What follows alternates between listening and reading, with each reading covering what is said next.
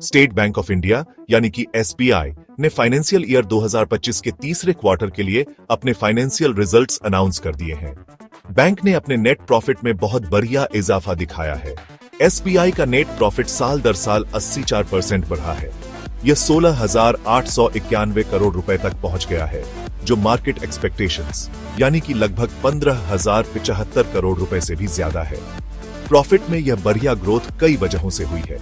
एक मुख्य वजह है बैंक के लोन बिजनेस का स्ट्रॉन्ग परफॉर्मेंस। एसबीआई का नेट इंटरेस्ट इनकम, जो कि लोन पर मिलने वाले इंटरेस्ट और डिपॉजिट पर दिए जाने वाले इंटरेस्ट का फर्क होता है, साल दर साल 4% बढ़ा है। इससे इस क्वार्टर के लिए एनआईआई 41,446 करोड़ रुपए रहा।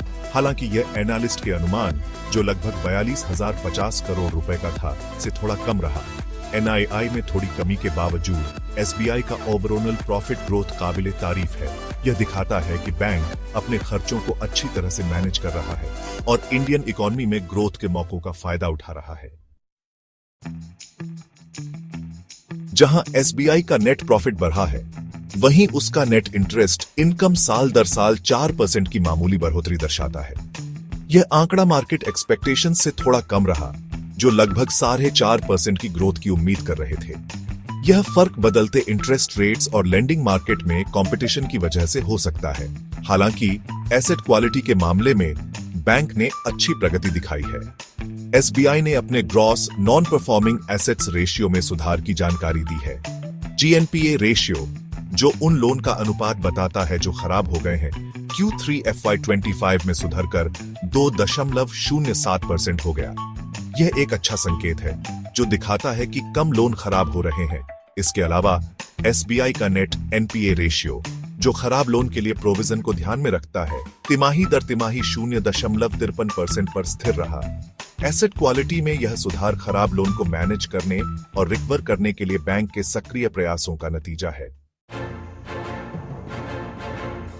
एसबीआई ने Q3 FY25 के दौरान अपनी लोन बुक में जबरदस्त ग्रोथ देखी है। बैंक की घरेलू लोन ग्रोथ साल दर साल 14.06% रही, जो इंडियन इकोनॉमी में क्रेडिट की अच्छी डिमांड को दर्शाता है। बैंक के लिए ओवरऑल क्रेडिट ग्रोथ साल दर साल 13.49% रही, जिसमें ग्रॉस एडवांसेस 40 लाख करोड़ रुपए के आंकड़े को पार कर गया। एसबीआई के Q3 रिजल्ट्स का एक और महत्वपूर्ण पहलू एम्प्लॉई एक्सपेंसेस में कमी था। बैंक अपने एम्प्लॉई एक्सपेंसेस को साल दर साल 17% तक कम करने में कामयाब रहा, जिसके परिणाम स्वरूप तिमाही के दौरान 16,074 करोड़ रुपए की बचत हुई। ऑपरेटिंग खर्चों में यह कमी बैंक की प्रॉफिटेबिलिटी में सकारात्मक योगदान देती है।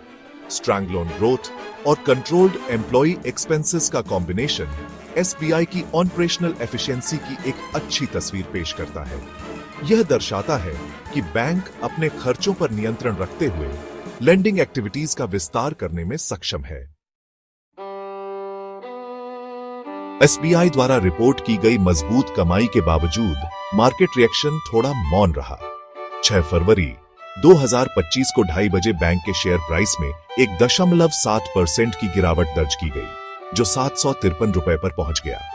शुरुआती पॉजिटिव सेंटीमेंट के बाद इन्वेस्टर्स द्वारा प्रॉफिट बुकिंग के कारण मार्केट का यह रिएक्शन हो सकता है।